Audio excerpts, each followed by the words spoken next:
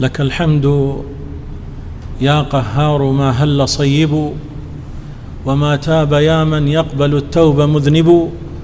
لك الحمد حمدا يبلغ الأرض والسماء غزيرا كثيرا لا يعد ويحسب.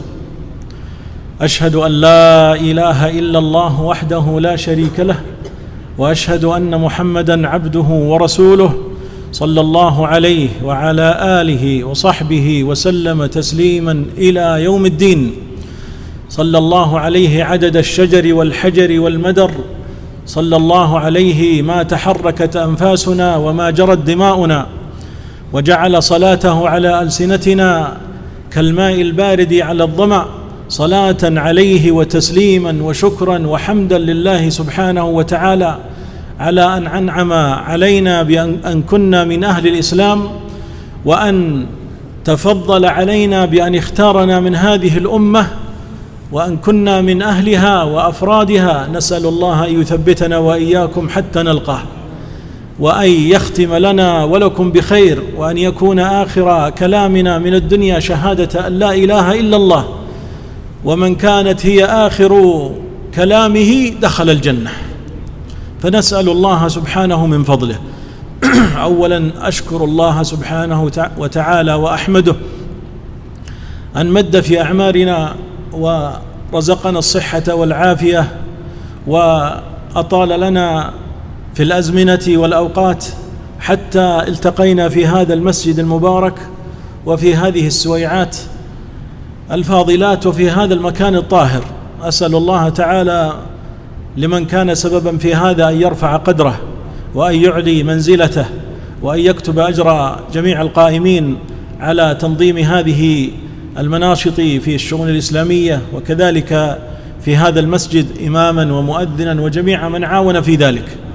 ثم أشكركم شكرا عظيما جزيلا أن اقتطعتم من أوقاتكم لتحضروا لأخيكم الفقير إلى الله في هذه الدقائق، وأنتم مشغولون بغير ذلك من أمور أنفسكم وأهليكم والدنيا. ولكن نسأل الله أن نكون ممن يتجاوز بنا هذا المسجد على الصراط حتى يدخلنا جنات عدن، إنه سميع مجيب. هي دقائق يسيرات إن شاء الله تعالى، لا نريد أن نثقل بها على الأحبة، ولكن هي ذكرى، والذكرى تنفع المؤمنين. نحن نتدارس فيها بعض ما ورد في كتاب ربنا سبحانه وتعالى، وما ورد في سنة نبينا صلى الله عليه وسلم، ونسأل الله تعالى أن نكون على الهدي وعلى الصراط. وهو كما قال ابن عباس: هو حبل طرفه بيدك وآخره في الجنة. فنسأل الله أن نسير عليه على الحسنى، وأن نستقيم كما أمرنا.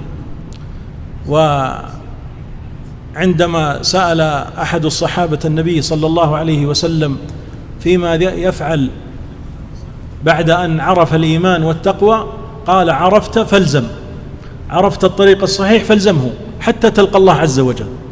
فنسأل الله أن أجعلنا من الثابتين على دينه، وأن لا يكون لنا الحور بعد الكور، الانقلابة بعد الثبات، هذه نسأل الله السلامة منها. والأصابع القلوب بين أصبعين من أصابع الرحمن كما ورد في الحديث الصحيح، يقلبها كيف يشاء.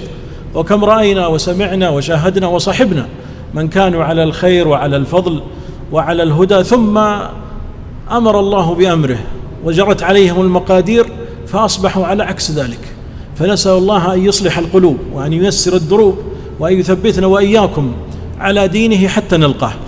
أيها الأحبة، حديثنا اليوم عن عزة المسلم، اعتزاز المسلم، اعتزاز المسلم بدينه، اعتزاز المسلم ببلده الإسلامية، اعتزاز المسلم بتصرفاته كمسلم، بدينه، بلبسه، بأعماله، بمعاملاته، بأحكامه، بعدله. يعلم أن هذا الدين أعزه، فاخترط نفسه في هذا الدين وأبحر فيه حتى لقي الله عز وجل. العزة ضد الذلة. يقال رجل عزيز أي ذو منعة وذو أصل وذو قوة وشدة، وهي عكس الذلة. الإذلال هو الهوان والمرد السيء، وقد يكون للناس وقد يكون للأشخاص وقد يكون للأمم وقد يكون للدول وقد يكون للجيوش، تذل وتعز، وكلها مرت على أمة الإسلام من مبعث الحبيب صلى الله عليه وسلم حتى عصرنا هذا، وتلك الأيام نداولها بين الناس. ولكن تبقى أمور متفردة في قلوب الناس ثوابت لا يفرطون فيها عزة داخلية، وفيها عزة مكانية، وفيها عزة نفسية، وفيها عزة تصرفات وعمل. يقول الله سبحانه وتعالى: ومن أحسن قولا ممن دعا إلى الله وعمل صالحا وقال إنني من المسلمين. وصفه الله بأحسن الأقوال وأحسن الأفعال. والمقصود بقوله سبحانه وقال إنني من المسلمين، أي أنني أعتز وأفتخر بهذا الدين المبارك وأنني كنت منه. قال العلماء: فهذا هو قول الحسن، هذا هو ومن أحسن قولا، الذي يحسن القول ويقول إنني من المسلمين، هذا هو المقصود به، قول إنني من المسلمين، فيسير مع أهل الإسلام ويعمل بعمل أهل الإسلام الصحيح. ذلك يقول الشيخ ابن عاشور رحمه الله في تفسيره: فهو ثناء على المسلمين. وقال إنني من المسلمين، قال هذه الآية ثناء على المسلمين بأنهم افتخروا بالإسلام واعتزوا به بين المشركين، ولم يتستروا بالإسلام أو يختفوا به أو يخجلوا منه أو من أعماله أو من عباداته. والاعتزاز بالدين عمل صالح، ولكنه خص بالذكر لأنه أريد به غيظ الكفار. ثم قال: ومثال هذا ما وقع في يوم أحد، حين صاح أبو سفيان بعد أن انكسر المسلمون، فقال أبو سفيان: أعلو هبل. فلم يرضى النبي عليه الصلاة والسلام حتى في الكلمة أن تعلو كلمته على كلمة أهل الإسلام، فقال: ردوا عليه. قالوا: ما نقول؟ قال: قولوا الله أعلى وأجل. الله أعلى وأجل، عزتنا الداخلية نخرجها لك في الألفاظ. فقال أبو سفيان: لنا العزى ولا عزى لكم. فقال الرسول صلى الله عليه وسلم: قولوا له الله مولانا ولا مولى لكم. عند هذا توقف أبو سفيان، لا يعرف ما هو أعلى من هذا، وهو الذي خبر النبي عليه الصلاة والسلام وخبر ألفاظه وخبر آيات القرآن التي قرأت عليه قبل ذلك. فيجب على المسلم أن يعتز بدينه، خاصة في هذا الوقت، وقت الفتن الذي تكالبت الأمم على المسلمين، وتكالبت الفتن على المسلم حتى تكاد تخرجه من أعماله الصالحة التي يريد أن يعملها، بل أصبح ينازعك في العمل الصالح أهل بيتك أو جيرانك أو أصدقائك أو قرابتك أو غيرهم. فأنت بحاجة إلى أن تكون وتعود لهذا المنبع الصافي. مما ورد في الكتاب عن العزة في كتاب الله سبحانه وتعالى قصص كثيرة عز الله بها المسلمين، وذكر عزتهم فيها، وذكر اعتزازهم أو ذكر ما ينبغي يتصرفوا به فيها. فقال الله سبحانه وتعالى في غزوة المريسيع: كأنه قد تلاحى بعض المهاجرين مع بعض الأنصار، فأصبح بينهم جلبة، فأراد المنافق أن يستغل هذا، هذه الخيوط التي يستغلها أهل الفساد، كلما وجدوا مدخلا إلى الشر دخلوا منه. فقال عبد الله بن أبي بن سلول رأس المنافقين في المدينة، قال: والله ما جرأهم عليكم إلا ما فعلتم بهم، أنتم الذين أتيتم بهم وقاسمتموهم وأعطيتموهم من أموالكم ومن نسائكم، طلقتم لهم ليتزوجون وفعلتم وآخيتموهم، ووالله ما الأمر إلا كما قالت العرب: سمن كلبك يأكلك. انظر استغلال الفرص. ولكن هذه المقولة التي فيها إذلال للمسلمين والوحي ينزل لا يرد عليها من المسلمين، وإنما تولى الرد عليها آيات من القرآن الكريم على حبيبه صلى الله عليه وسلم. وتمادى في وضعه، وهم يحاولون أن يردونه لأنه سيعود إلى المدينة، وفي المدينة أنصار النبي عليه الصلاة والسلام، فإن ضعف هنا وهو بعيد عن المدينة فالمدينة له حصن، وأنت ستعود يا ابن أبي إلى المدينة. فقال: لا والله لئن رجعنا إلى المدينة ليخرجن الأعز منها الأذل، يقصد نفسه وأصحابه المنافقين، وأن الذلة للمؤمنين وللرسول صلى الله عليه وسلم. فأتى القرآن يقولون: لئن رجعنا إلى المدينة ليخرجن الأعز منها الأذل ولله العزة، ولله العزة، ما قال ورسوله والمؤمنين، قال ولله العزة ولرسوله وللمؤمنين. هذه اللام لام الحصر تفيد أن لا عزة إلا لهؤلاء، فحصرها فيه سبحانه، وحصرها في رسوله صلى الله عليه وسلم، وحصرها في المؤمنين. ولله العزة ولرسوله وللمؤمنين، ولكن المنافقين لا يعلمون، الذين يظنون أن البهرج وأن السيطرة وأن التولي على الناس وأن إقناعهم بالباطل وأخذ أعينهم وأسماعهم بالإعلام وبغير ذلك من الأمور التي تزلزل عقيدتهم ويقينهم، فليعلموا أنهم لا يعلمون أن في قلوب المؤمنين ما هو أرفع وأعلى.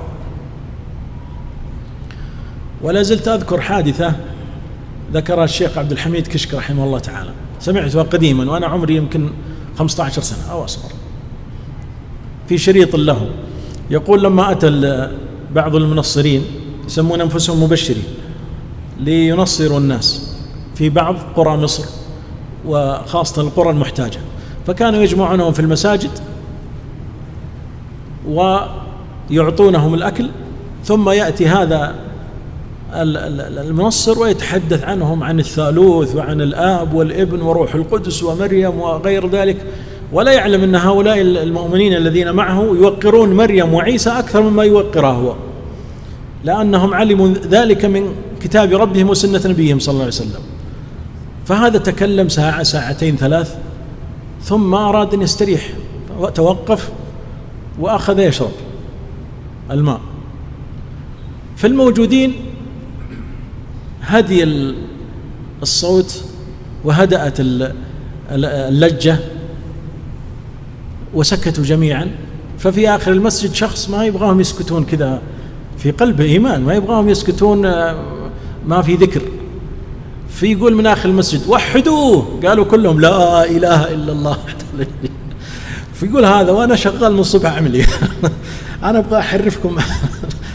المقصود أن من يريدون يجلبون بالخيل والرجل وهذه الوسائل الإعلامية من كل حدب وصوب، من واتساب إلى توك توك إلى سناب إلى فيسبوك إلى تويتر إلى قنوات إلى غيرها، يريدوا أن يغيروا ويعدلوا ويطعنوا في القرآن ويطعنوا في السنة ويطعنوا في البخاري ويطعنوا في الأئمة ويطعنوا في أبي هريرة ويطعنوا في غير ذلك.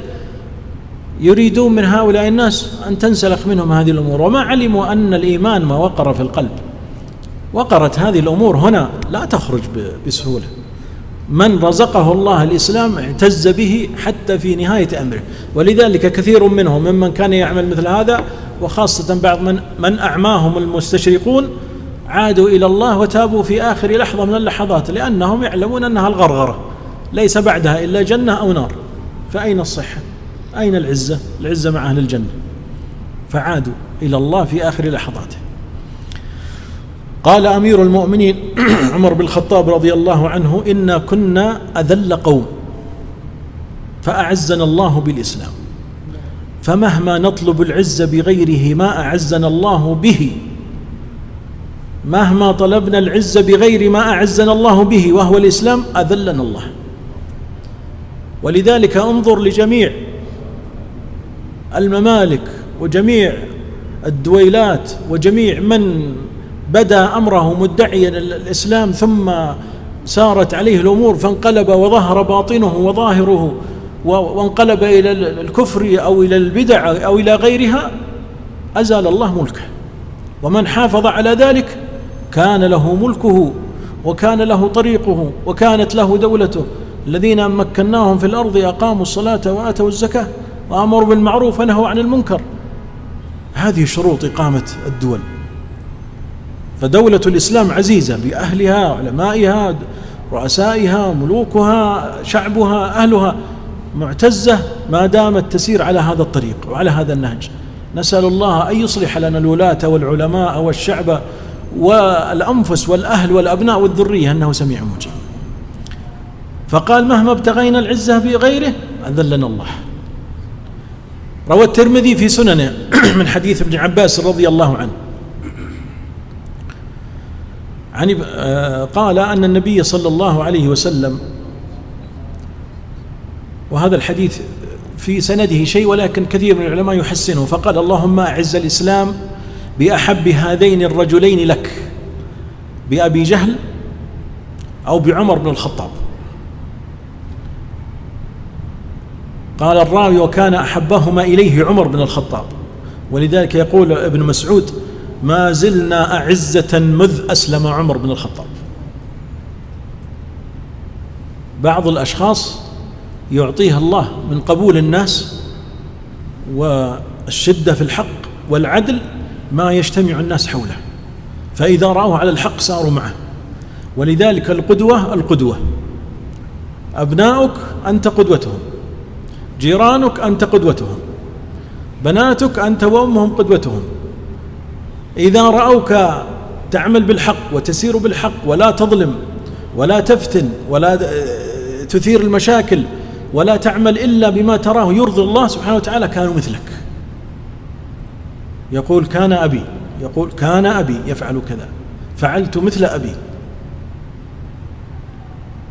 يقول لي أحد الأحبة قبل أمس كنا في ضيافة، فقال أتيت على أحد كبار السن وهو في العناية المركزة. يقول أتيت على أحد كبار السن وهو في العناية المركزة، فقلت له يا عم فلان تخاف من الموت؟ يقول فقال لي بكل جلد، وهو يكاد يتكلم لكن عنده جلد وعزة، فقال والله ما ضرني ملك الموت ولو كان بالباب. كبير سن يتحدث هكذا. فوالله الذي حفظني في فوق الأرض سيحفظني تحت الأرض. شوف عزة الشخص وبإيمانه وما قدم لله، وأنه يأتي إلى رب رحيم، اعتز بدينه وبعمله، فينتظر من الله رجاء أن يعزه كما أعزه في الدنيا أن يعزه تحت التراب. لذلك ورد في كتب العقيدة أن عمر بن الخطاب حدثهم النبي صلى الله عليه وسلم عن عذاب القبر وعن سؤالي أهل القبر، وأنهم يسألون ما دينك وما ربك وما نبيك. فقال عمر بن الخطاب يا رسول الله أو نحن بعقولنا حينئذ؟ يقول هل عقلي الآن في القبر مثل عقلي الآن وأنا معك؟ فقال النبي صلى الله عليه وسلم نعم. قال إذن ألقمه الحجر. يقول اللي بيسألني هذا من ربك ومن دينك وما نبيك بحط في فم حجر، أنا أعرف ربي ونبي وأنا الذي عاونه وجاهد معه ونصر دينه. كأنه يقول إذا كانت العقول معنا ونحن بإذن الله على إيماننا رجاءنا بربنا أن نجيبه وأن نكون على خير ما يريد منا ربنا حتى في القبر. عزة بهذا الإيمان. إذن ألقمه الحجر، عبارة قوية، ليس فقط أجيبه أو أرد عليه، ألقمه الحجر، سيكون ردي أشد عليه من الحجر. يقول الله سبحانه وتعالى يا أيها الذين آمنوا من يرتد منكم عن دينه فسوف يأتي الله بقوم يحبهم ويحبونه أذلة على المؤمنين.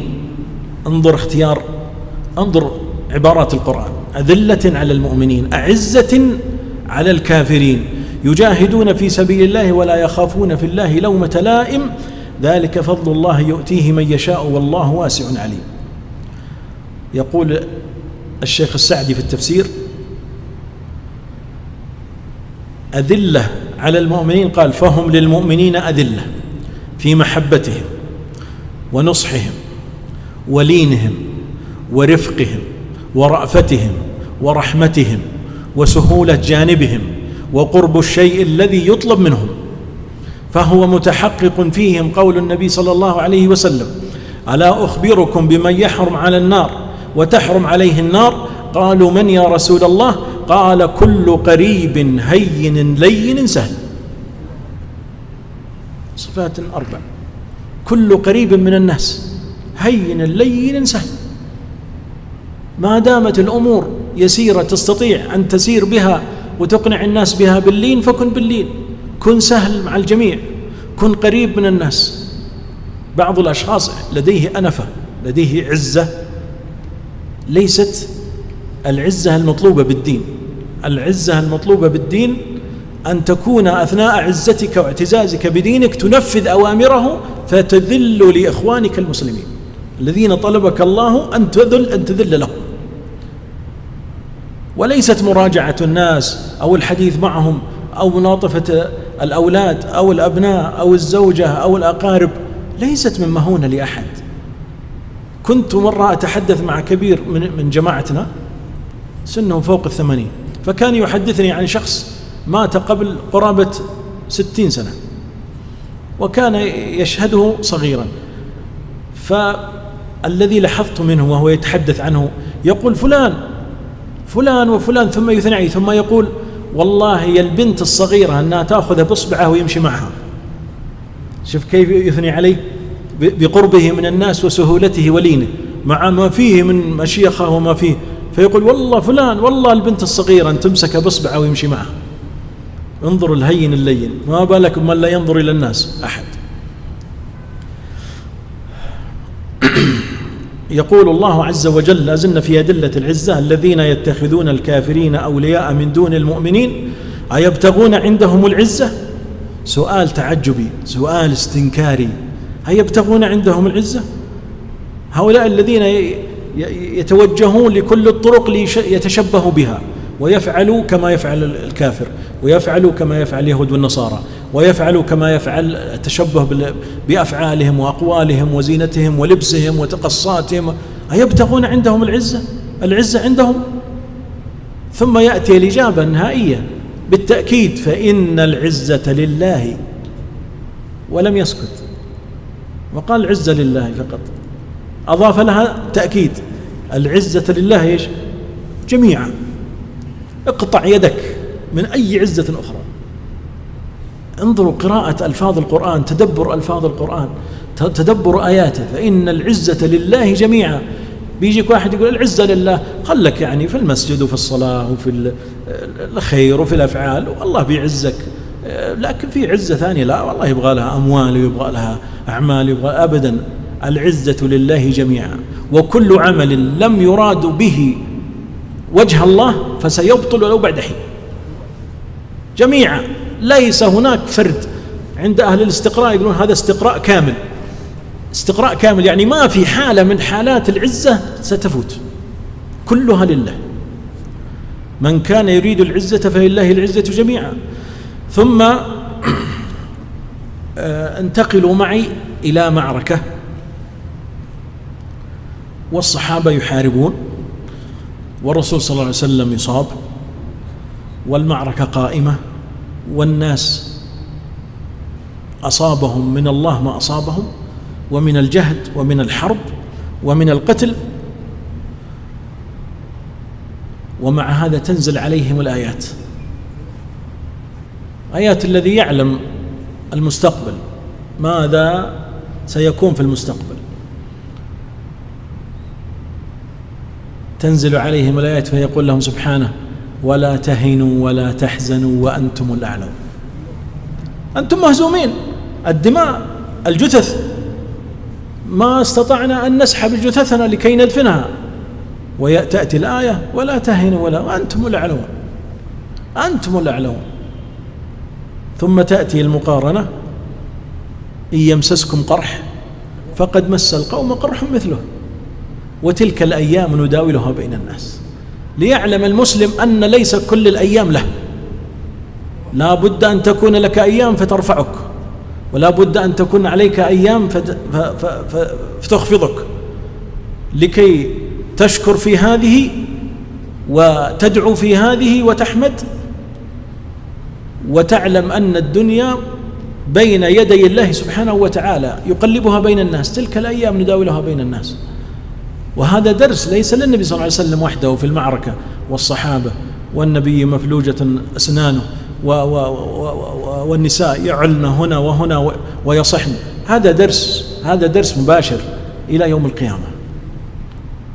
مهما حصل من القتل بالآلاف المؤلفة، معركة علي بن أبي طالب رضي الله عنه ومعاوية بن أبي سفيان في صفين، تعرفون كم قتل فيها؟ أحد عنده رقم يعرف كم قتل وهم مسلمون؟ الفتنة بين الصحابة، معركة علي بن أبي طالب ومعاوية بن أبي سفيان، قتل فيها 70,000. 70,000.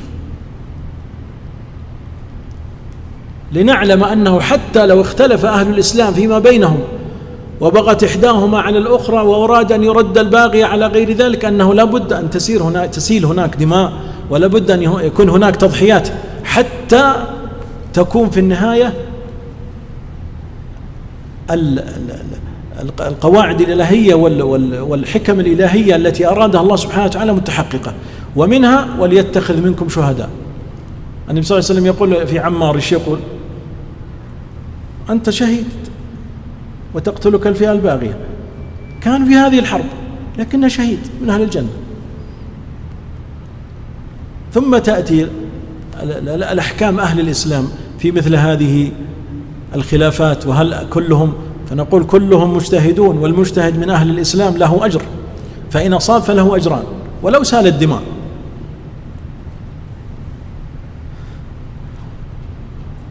عن تميم الداري رضي الله عنه قال: قال صلى الله عليه وسلم: انظروا الوعود، ليبلغن هذا الأمر ما بلغ الليل والنهار، ولا يترك بيت مدر ولا وبر إلا أدخله الله هذا الدين.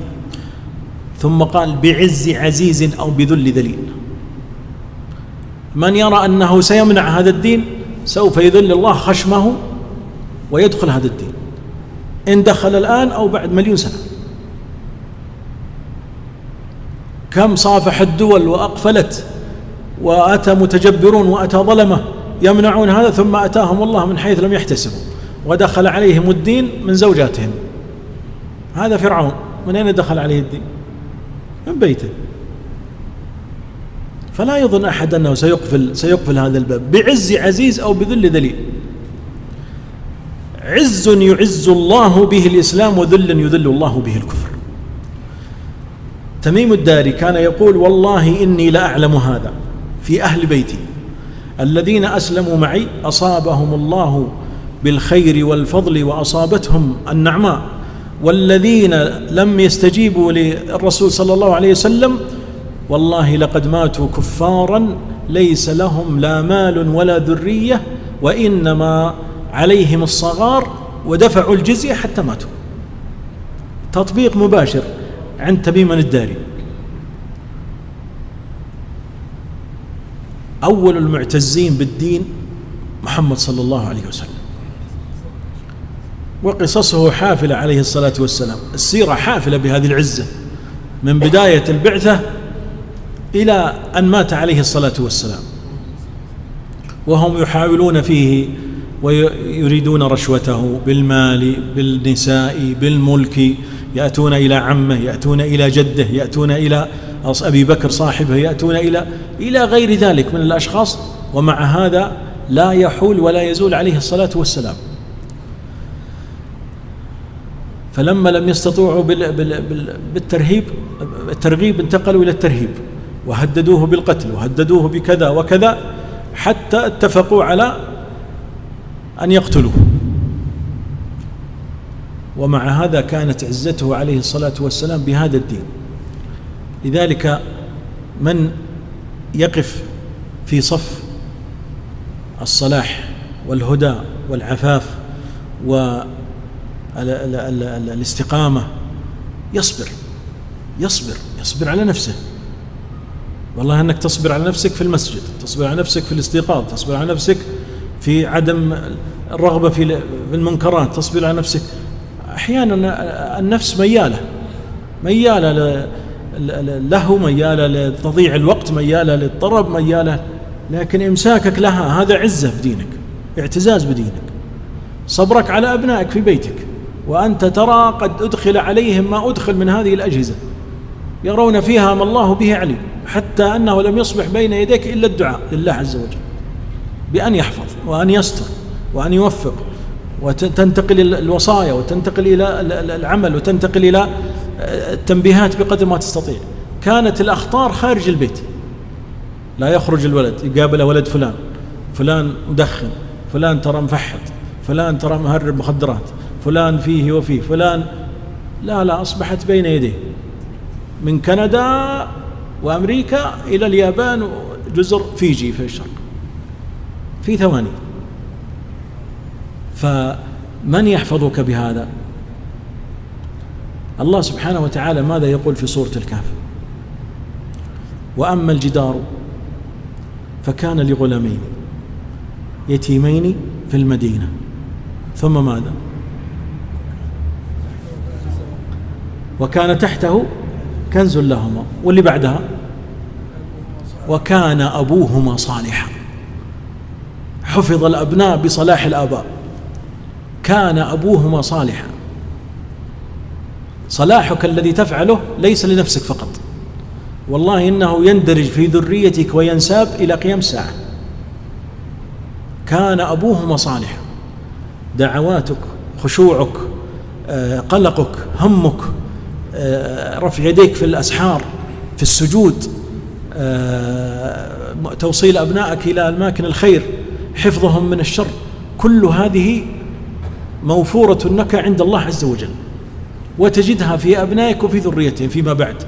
حتى إنك لا تجد بعض السلالات الآباء صالحون ثم الأبناء متوسطون، ثم يعود الأبناء صالحون ثم الأبناء متوسطون. لا بد من حفظ في النهاية، ذرية بعضها من بعض. فالنبي عليه الصلاة والسلام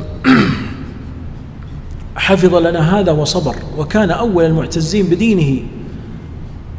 ونأخذ من هذا أمثلة. العاص بن وائل من أشداء قريش، وكان يستهتر بالنبي عليه الصلاة والسلام وهو كبير سن والنبي صلى الله عليه وسلم صغير. فمر من جوار النبي عليه الصلاة والسلام وهو يقرأ القرآن، فوجد عظما في الأرض، وجد عظم قد رمد، فأخذ العظم ثم فته، ثم يطالع فيه يقول: محمد بالله ربك هذا بيطلع هذا يفتفته. تخيل الاستهتار والاستهزاء.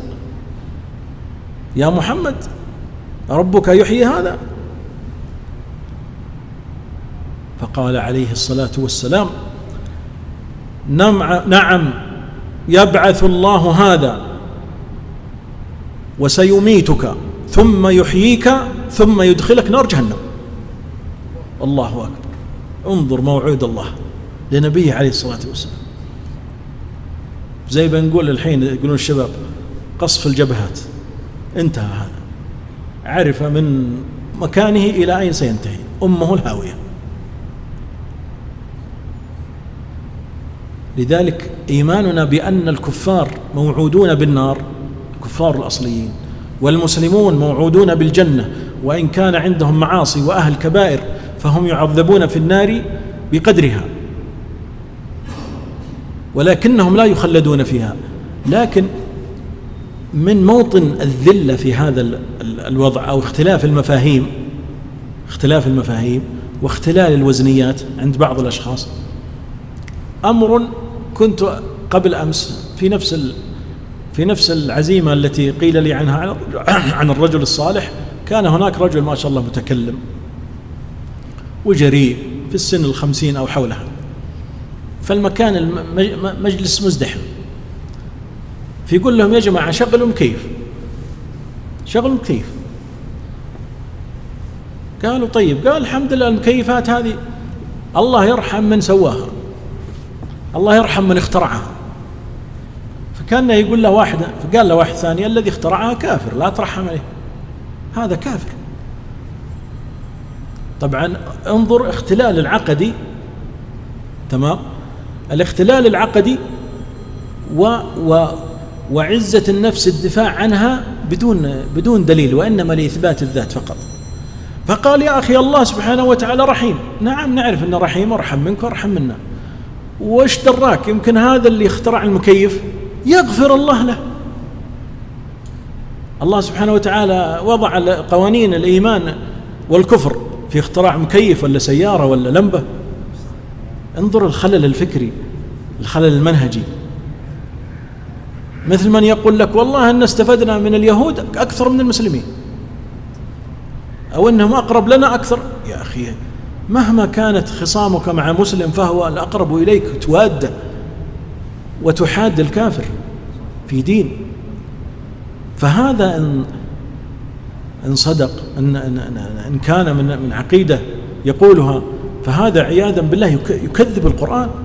الله سبحانه وتعالى يقول ومن يبتغي غير الإسلام دينا فلن يقبل منه، ويقول إن الدين عند الله الإسلام، ويقول عليه الصلاة والسلام والذي بعثني بحق، أو قال والذي نفس محمد بيده لا يسمع بي يهودي ولا نصراني ثم يموت ولا يؤمن بي إلا أدخله الله النار.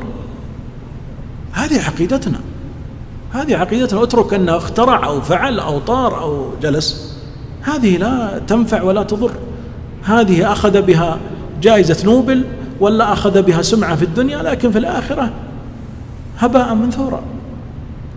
فينبغي أن نعتدل في أذهاننا، وأن نعتز بديننا، وأن له قواعد. وكما يقول أحد علماء العقيدة الدين الذي ليس له ضوابط فليس بدين. الدين الذي ليس له ضوابط فليس بدين. أما أن تدخل فيه من شئت وتخرج فيه من شئت، هذا لأهل العلم وللعلماء. ناهيك أن تدخل كافرا أصليا ما قال به أحد. من اعتزاز الصحابة رضي الله عنهم بدينهم موقف نعرفه جميعا وسمعنا به كثيرا، ولكن نريد أن نستحضره فقط، نستحضره مع ما نحن فيه الآن. يعني من غنى بعض الأشخاص، ومن أملاك، ومن يمكن بعضهم تذهب إليه وهو كثير المال عظيم المكان وسيع البلاد والديار، يحصل عنده خطأ شرعي تستحي أنك تنصحه لأنك في ضيافته، تستحي أنك تكلمه، يعني تقول لعلي أعيدها فيما. من النادر من ينصح مباشرة، خاصة إذا كان الأمر فيه نصيحة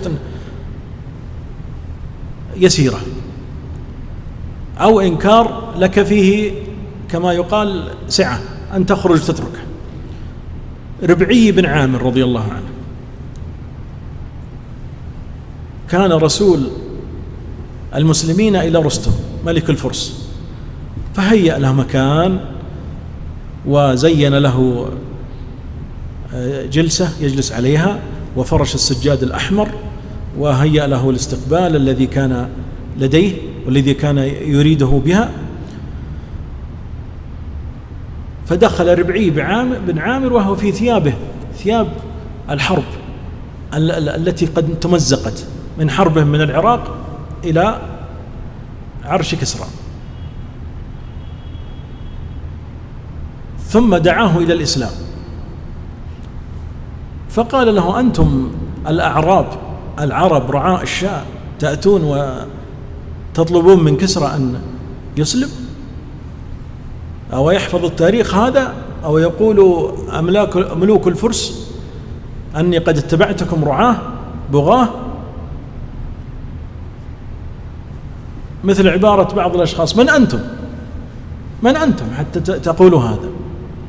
فرد عليه ربعي بما سجله أهل التاريخ، قال الله ابتعثنا، والله جاء بنا لنخرج العباد من عبادة العباد إلى عبادة رب العباد، ومن ضيق الدنيا إلى سعتها، ومن جور الأديان إلى عدالة الإسلام، فأرسلنا بدينه إلى خلقه لندعوهم إليه. اعتزاز بدينه مع أنه قد يعلم أن رأسه قد ينفصل عن جسده في ثانية، لكنه لله. لله عز وجل. خبيب بن عدي أو عدي رضي الله عنه لما أسره الكفار وأرادوا قتله وقال لهم أريد أصلي ركعتين يستقبلوا بها الآخرة، فصلى ركعتين ثم قال والله لولا أن تقولوا أني أطلتها لأني خايف بصلي ركعتين، أما أقول والله لا يقتلوني الحين أزيد ركعتين لعلي أعيش أكثر وقت. هذه الحياة الدنيا ليست عند المسلم، هذه عند اليهود، ولتجدنهم أحرص الناس على حياة. هذه ليست عند المسلم الصادق. في إسلامه يحب الموت على الحياة، يفنى لدينه حماية عنه وعن وطن إسلامه وعن من يمثل إسلامه إلى آخر قطرة. أما من يريد الحياة الدنيا والمال والجاسوسية والملايين والعيش المرفه في بلادهم لكي يحطم ديار الإسلام، فليست هذه العزة التي في قلب المسلم. ثم قال ولست أبالي حين أقتل مسلما على أي جنب كان في الله مقتلي، وذلك في ذات الإله وإن يشأ يبارك على أوصال شلو ممزعي. يقول الله سبحانه وتعالى يبارك في هذا الذي ستقطعونه، بركته في الآخرة ليست في الدنيا.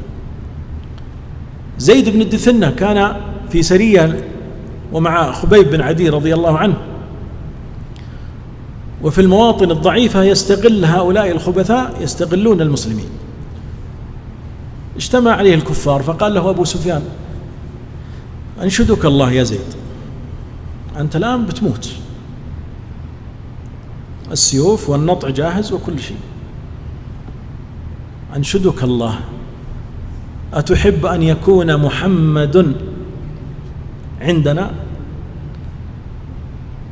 وأنت في أهلك؟ لحظة ضعف. قد يأتي الشيطان لشخص أسلم قبل سنوات يسيرة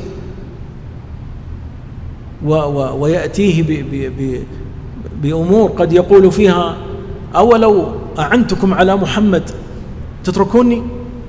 هل لو كنت جاسوسا لكم مع المسلمين تتركوني؟ يأتيه الشيطان.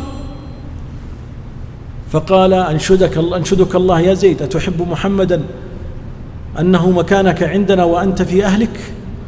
فقال والله ما أحب أن تصيب محمدا في بيته أو في مكانه شوكة، ناهيك عن أن يأتي لهنا أو يكون بين أيديكم وأنا جالس في أهلي.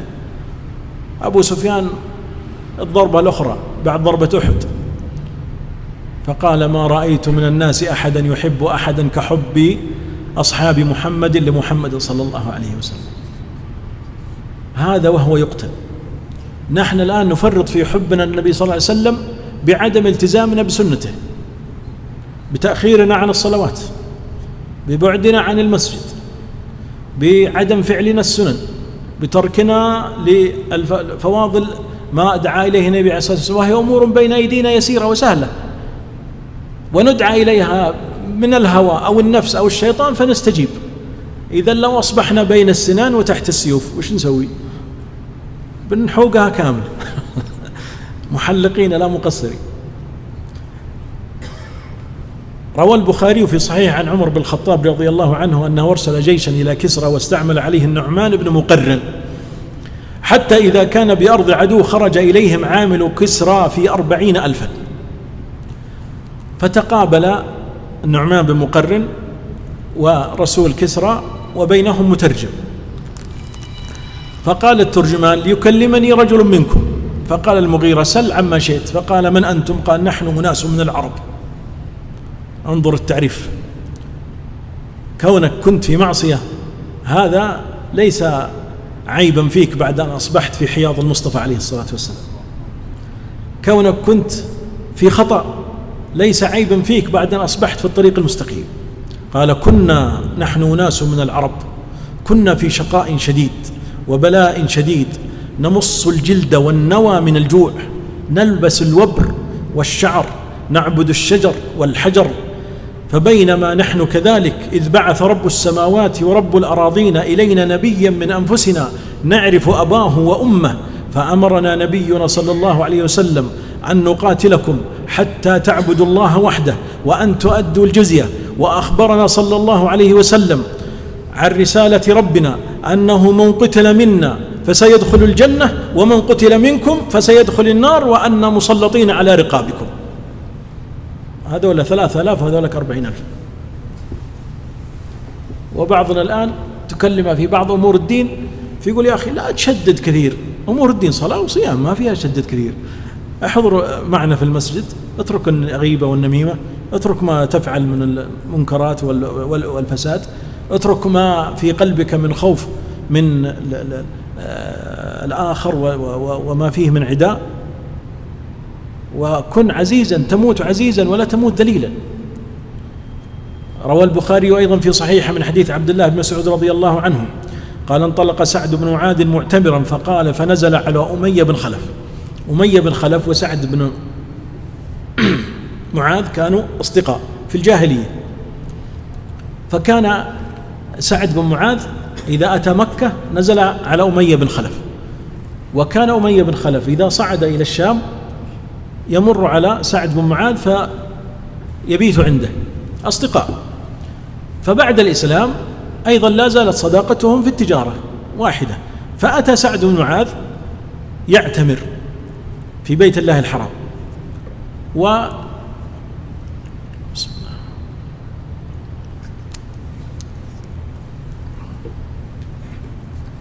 ونزل عند أمية بن خلف، فقال له أمية إذا أردت أن تطوف بالكعبة لا تطف وقت الزحام، طف وقت الظهر، وقت غفلة الناس، شدة شمس ويتغدون. فلما خرج وطاف قابله أبو جهل فصاح من هذا الذي يطوف بالكعبة؟ فقال سعد بن معاذ أنا سعد بن معاذ. فقال أبو جهل تطوف بالكعبة آمنا وقد آويت محمدا وأصحابه الذين خرجوا من عندنا؟ قال نعم. فتلاحيا تخاصما، فرفع سعد صوته، عزة الإسلام في قلبه، ما أتيت هنا، هذا بيت الله وأنا في عمره، والنبي صلى الله عليه وسلم في عزه ومنعه. فرفع صوته عليهم فقال سعد والله، فقال له أمية بن خلف لا ترفع صوتك يا سعد، فأخذ يرفع صوته. قال ترفع صوتك على أبي الحكم وهو كبير قريش وسيد الوادي؟ فأخذ يرفع صوته، فذهب إليه يمسكه ويمسك فمه. فقال سعد والله لئن منعتني أن أطوف بالبيت لأقطعن طريقك إلى الشام، أن تعرف أن مردك عندي هناك، فإن منعتني أوقفتك. فأخذ يقول له لا ترفع صوتك لا ترفع صوتك. فقال يا أمية دعنا من أبي الحكم، إني سمعت النبي صلى الله عليه وسلم يزعم أنه سيقتلك. قال إياي؟ قال نعم. قال والله ما يكذب محمد. خلاص بدأت تدور عليه الدوائر، عارف أنها آتيه الموت. قال والله لك انظر كيف سعد يأتيها بعزة وبقوة، هذه معلومات السماء من الله عز وجل عن طريق نبيه صلى الله عليه وسلم.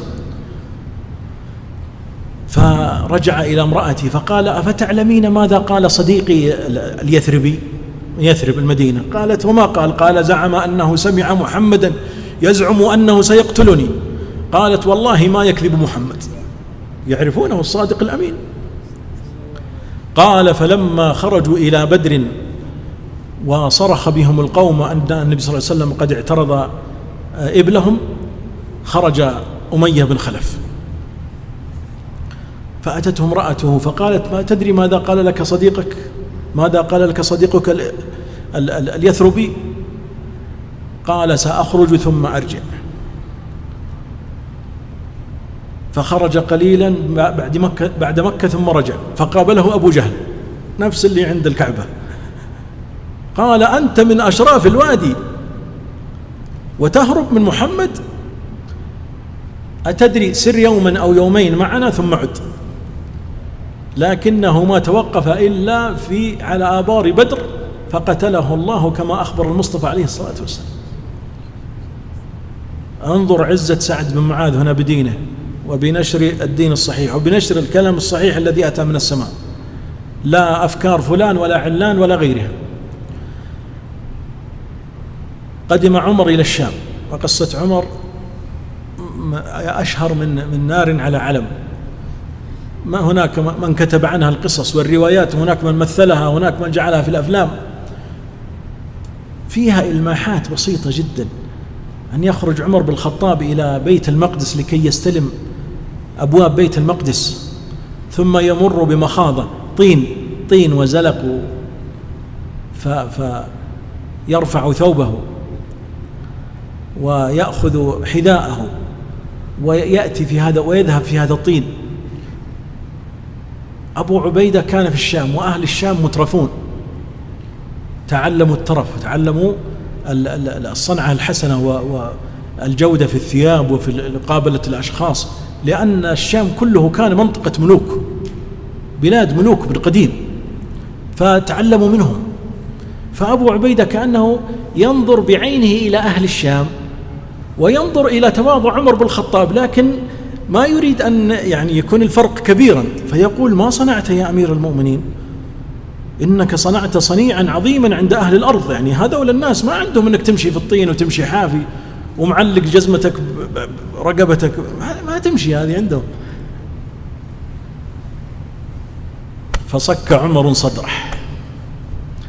قال: أواه يا أبا عبيدة، لو غيرك قالها. متحسف، تغيرت حتى أنت يا أبا عبيدة، تغيرت حتى أنت. أواه يا أبا عبيدة، لو غيرك قالها. يقول: لو جتني من الكلام هذا من شخص آخر ما أعرفه من أمين هذه الأمة ومبشر بالجنة. إنكم كنتم أذل الناس وأحقر الناس وأقل الناس، فأعزكم الله بالإسلام، فمهما تطلب العز بغيره يذلكم الله. ينبههم على ما في الشام من إغراءات ومن فتن ومن ملك ومن أموال ومن مدن ومن جمال وهم آتون من صحراء المدينة. انتبهوا، إن غيرتم الطريق فسيغير عليكم، إن الله لا يغير ما بقوم حتى يغيروا ما بأنفسهم. عزتكم كانت بالإسلام فحافظوا عليه، لا تنتقلوا إلى المدنية وإلى الحضارة وإلى تقليد الواقع فيخف دعم الله سبحانه وتعالى ونصره لكم. ما انتصرتم إلا بعزة هذا الدين.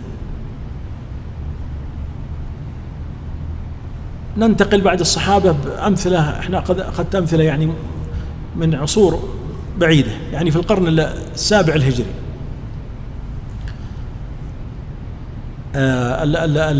التتار دخلوا بلاد المسلمين وأفسدوا، وكان هجوم هولاكو على العراق وقتل المسلمين والتدمير الكبير في بلاد المسلمين معروف. لكن بعد فترة أسلم هؤلاء التتار ثم أصبحوا ملوكا، لكنهم مع هذا كانوا بغاة وظلمة. فشيخ الإسلام ابن تيمية لما طغوا على بلاد الشام وأفسدوا فيها وهم يرون أنهم مصلحين أو أنهم مصلحون، لكن الإصلاح في عند واحد يختلف عن واحد. يرون أن إذلال الناس وإهانتهم وأخذ أموالهم إصغاء للناس وسماع لهم، وهذا غير صحيح. إذا لم يكن هناك عدل في الناس فلن يكون الناس معك، وهذه هي تواريخ الأمم. فقال له، أتى إليه ابن تيمية وجلس له مجلس، ثم كلمه بغلظة وشدد عليه، ثم قال للترجمان: قل لسيدك اللي هو غازان هذا التتاري: أنت تزعم أنك مسلم ومعك قاض وإمام وشيخ ومؤذن، لكنك غزوتنا. أبوك وجدك هولاكو كانوا كافرين وما عمل الذي عملت، لقد وعدوا وأوفوا، وأنت عاهدت فغدرت، وقلت فما وفيت. فسكت غازان هذا، ثم أحضر غازان قضاة أهل دمشق يريد أن يستمي لهم، لكن هم الخوف يركبهم، فحضروا معه العشاء فأكلوا جميعا إلا ابن تيمية. فقال: لماذا لا تأكل؟ سأله المترجم، فقال: كيف آكل من طعام وهذا الطعام سرقتوه من أغنام المسلمين الذين هنا، والشجر الذي تطبخون عليه اقتطعتموه من أشجار المسلمين وهدمتم بيوتهم، فكيف آكل؟ تطيب نفسي بهذا الأكل؟ ما تأكل. فقال له غازان: ادع لي. فكان من دعاء ابن تيمية العجب، قال: اللهم إن كنت تعلم أنه إنما قاتل لتكون كلمة الله هي العليا، لتكون كلمة الله هي العليا وجهادا في سبيلك فأيده وانصره، وإن كان لملكه ودنياه وتكاثره اللهم فافعل به وافعل به وافعل به. وغازان هذا يقول: آمين آمين آمين. وقضاة دمشق خلف ابن تيمية خائفين، فلما خرجوا قالوا: قبحك الله، كدت تهلكنا معك، والله ما نصحبك. قال: بل صحبتكم عندي أكره، أنتم اللي ما أبغاكم تصحب، أنتم المداهنين هذا الذين ترضون بالفساد، هذا ليس، هذا أنا الذي لا أريد مصاحبتكم. عزة المسلم تتبعه حتى في الآخرة، عزة المؤمن بالله تتبعه حتى في الآخرة، في هذا الدين وغيره من الأديان. اسمع، يقول الله عز وجل: ونادى أصحاب الجنة أصحاب النار أن قد وجدنا ما وعدنا ربنا حقا فهل وجدتم ما وعدكم ربكم حقا؟ قالوا: نعم. انظر عزة المسلم حتى في الجنة، ينادي على الكفار في نار جهنم: وجدتم ما وعدكم؟ وجدتم؟ نحن وجدنا الحمد لله. هل وجدتم أنتم؟ معتز بما وعده الله وصبر عليه في الدنيا ومات عليه فأدركه في الجنة. هنا وقت التشفي، وهنا وقت شفاء صدور قوم مؤمنين. أن ترى هذا الذي كان عدوا لدودا للدين كافرا مجاحدا فاعلا وفاعلا بأهل الإسلام، تجده يتقلب في نار جهنم فتناديه: لقد وجدنا ما وعدنا ربنا، وجدتم ما وعدكم ربكم؟ الله أكبر. عزة حتى في الجنة. ذكرنا من عزة المسلم في الجنة واعتزازه بنفسه، وأن الله هداه في الدنيا وصبر على هذا حتى أدخل الجنة، ونداءه لأهل النار وما هم فيه، والوعد بين الأمر عليكم السلام، والوعد بين هؤلاء وهؤلاء، وأن الشيطان وعد أولئك فأخلفهم، ووعد الله المؤمنين فأنجزهم. أيضا من اعتزازهم قولهم في الجنة: الحمد لله الذي صدقنا وعده وأورثنا الأرض نتبوأ من الجنة حيث نشاء. ما أشد هذا على أهل النار وهم يتقلبون فيها.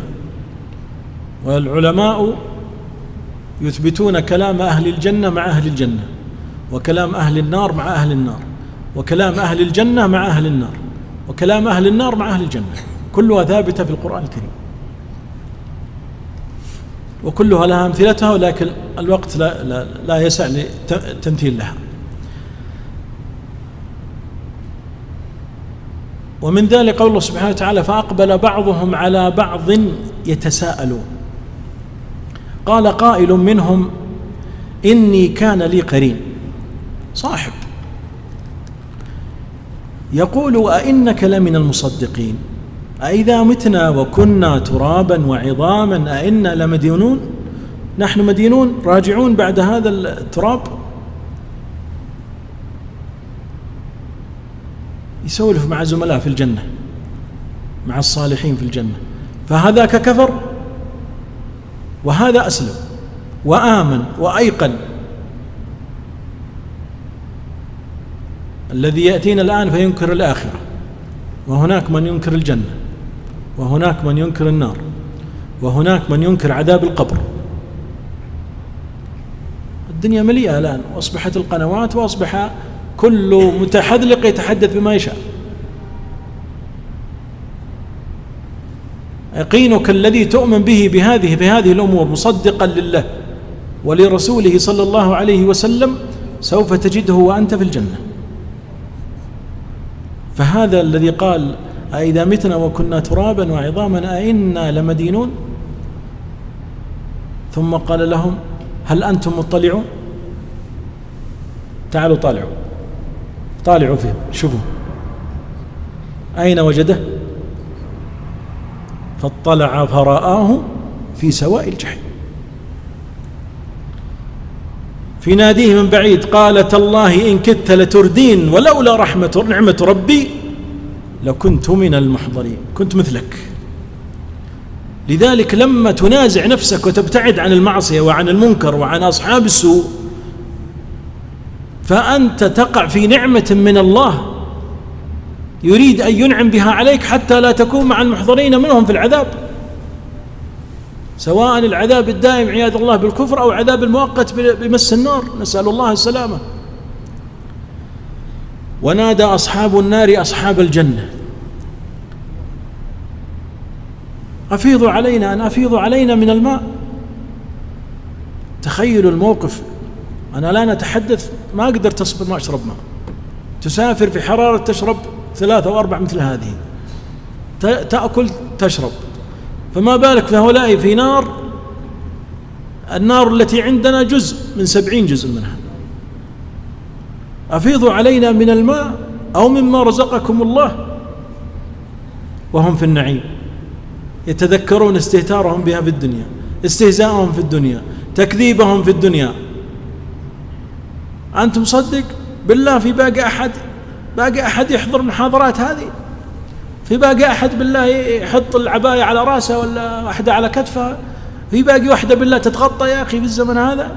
في باقي واحدة والله ما هي تكشف وتمشي؟ صاروا الناس كلهم استهزاء واستهتار وغير ذلك من هذه الأمور. أنت باقي الله رجعي، أنت باقي على زمن القدامى، أنت في القرون الوسطى وهكذا. فلما تأتي مسألة النار عياذا بالله، ولا نقول للعصاة بأنهم داخلون في النار، عصاة أهل الإسلام يعذبون في النار على قدر معصيتهم إلا ما يتداركهم الله برحمته، لكن من وصل فساده إلى أن يصبح به كفر، حتى هذا الذي سيعذب في النار عياذا بالله على معصيته. وهناك من المعاصي من تدخل النار كما قال عليه الصلاة والسلام. إذا كان يقول عليه الصلاة والسلام من قطع أخاه فوق 3 ثم مات أدخله الله النار، هذه القطيعة. حديث في صحيح في سنن الترمذي حديث صحيح. يعذب في النار بقدر هذه القطيعة، ثم هو من الموحدين فيخرج منها أثناء وجوده في النار عياذا بالله. أليس سيقول أفيضوا علينا من الماء يا أهل الجنة؟ سيكون الرد حاسم، قالوا إن الله حرمهما على الكافرين. الله حرم هذه النعم التي نحن فيها الآن في الجنة ونحن أعزة بعزة الله عز وجل، حرمها عليكم وأنتم في هذا المكان الذليل. اشربوا من الماء الحميم ومن الغسلين وكلوا من الزقوم. والله ما كانت عزة في الدنيا بالإسلام وبقيت عليه حتى تموت إلا أعزك الله في جنة عدن وأنت صادق مخلص مت عليه. إبعاد الناس عن مثل هذه العزة ومثل هذا الإيمان هذا مخطط لكل من يريد تدمير بلاد المسلمين من قديم ليس من قريب. يقول أحد المستشرقين، مستشرق فرنسي اسمه شاليه، في كتاب له اسمه غزو العالم الإسلامي صفحة 264، يقول إذا أردتم أن تغزوا الإسلام وتكسروا شوكته وتقضوا على هذه العقيدة التي قضت على كل العقائد السابقة واللاحقة والتي كانت السبب الأول والرئيسي لاعتزاز المسلمين وشموخهم وسبب سيادتهم وغزوهم للعالم، فعليكم أن توجهوا جهود هدمكم إلى نفوس الشباب المسلم والأمة الإسلامية بإماتة روح الاعتزاز بماضيهم، إماتة روح الاعتزاز بماضيهم وكتابهم القرآن، وتحويلهم عن كل ذلك بواسطة نشر ثقافتكم وتاريخكم وروح الإباحية وتوفير عوامل الهدم المعنوي. لذلك في مثل عند أخوان الكويتيين يقول لي: ما له أول ما له تالي. الذي ما يعتز بدينه وبماضيه الإسلامي ويسير عليه حتى يلقى الله فلن يجد منهجا جديدا يسير عليه، لأنه لا يوجد إلا هذا الدين. إن الدين عند الله الإسلام. من مظاهر الاعتزاز بهذا الدين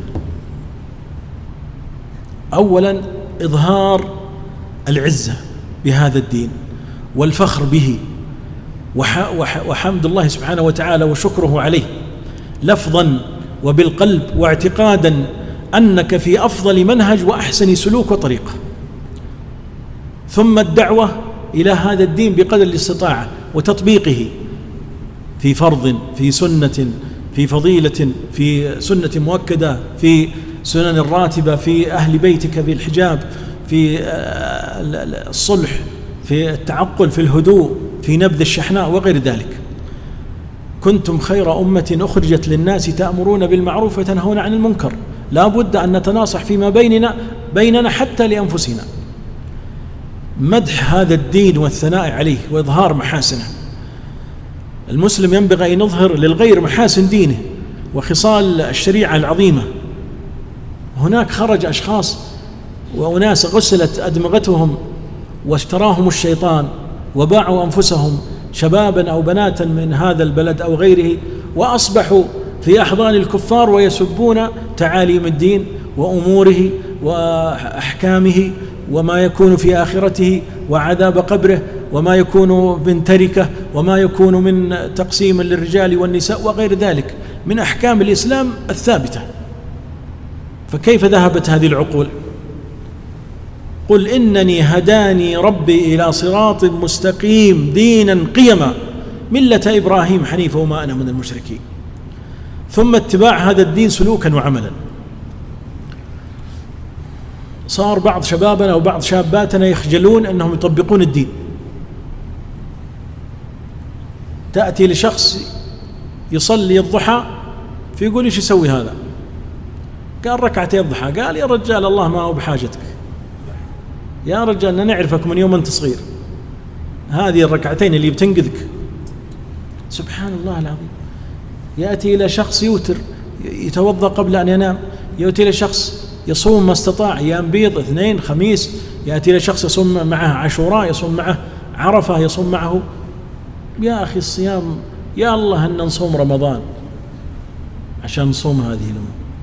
سبحان الله، إنعامات الله يا أخي، العزة بالدين في نفسك والعمل به، فالحمد لله ما زالت أنفسنا غضة طرية ولو كانت أعمارنا في 80 و90.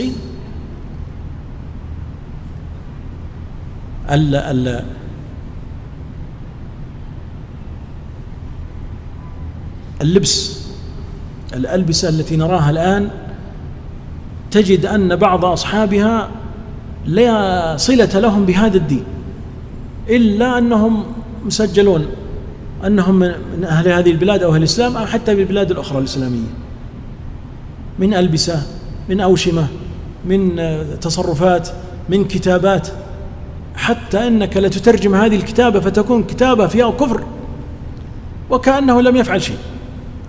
النساء كذلك، يعني تنظر لبعض الفتيات هداهم الله، فبعض الذي تلبسه لو أنها جلست في بيتها ولم تفتن عباد الله لقلنا أن الله سبحانه وتعالى سيدخلها بهذا الجنة، حفظت نفسها وسترتها. أما هذه الفتن، بعض الألبسة لا تلبس حتى يمكن في غرف النوم بين الأزواج، وأصبحت تراها على الأرصفة وفي الأسواق وفي تصويرات الجوالات، وكل يفتخر بكبر كذا وعظم كذا ونحف كذا والعياذ بالله. نسأل الله هذا العزة بالدين، هذا الاعتزاز بالدين. أن يعتز المسلم بكل ما يمثل هذا الدين ويناصر هذا الدين من دولة وعلماء وإقامة دستور وإقامة أحكام وعدل، كل ما أقيم لهذا الدين من شعيرة فلتثني عليه ولتمدح صاحبه ولتدعو له بالتوفيق، وأنها إظهار لهذا الدين وإظهار لأهله، وأنها من عزة الإسلام، وأن تدافع عن هذا الدين ولا تسمح لأحد بالاعتداء عليه ويستهزئ بأحكامه، بل عليك أن تنظر ماذا تستطيع أن تقدمه في ثغرة وسدها، ثم ألا تتشبه بالأمر الخالص ما كان فيه أهل الكفر خالصا لهم. بعض الأشخاص أصبح يلبس حتى الصليب بحجة أنه موضة، أو هذه القلادات التي بعضها عليها صليب وتخالف الشريعة، وأنها لا يتقلدها المسلم، بل بعضهم يظن فيها الظنون وأنها تشفي، وبعضهم في خاتم، وأصبحت الإعلانات في البرامج وغيرها يغير الطاقة، يجيب إيجابية يبعد السلبية. يا أخي، ما هذه التعاليق؟ من علق تميمة فلا أتم الله له، كلها داخلة في مثل هذا. ثم التحذير الشديد من السخط والتذمر من بعض أمور الدين التي لا تقبلها نفسك، لأنك لست أنت صانع ولا خالق نفسك، ولست أنت من وضع هذه القوانين وهذه الآيات في الكون وهذه الأحكام. الذي وضعها هو الخالق، فإن لم تناسبك أنت كرهتها أو كرهها شيء من نفسك لأنك لم تعلم حكمتها، ولو فتح الله لك وكشف لك الحجب وعلمت الحكمة لن تجد أفضل منها للناس، لكن نفسك ربما لا تقبلها لعجز فيك أو لهوى، لأنك ترغب في غيرها. أقرأ لكم مقطوعة من أجمل ما كتب الشيخ علي الطنطاوي في مقالة: نحن المسلمين. نحن المسلمين. طبعا ما يقول، لا يجي واحد يقول نحن المسلمون هذه مبتدأ وخبر وهذه بدل، لا، نحن المسلمين. المسلمين منصوبة على الاختصاص، يعني نحن أعني المسلمين، أخص المسلمين، لأنه يمكن يسمع هذا يقولون هذا والله اللغة عنده ماشي. نحن المسلمين.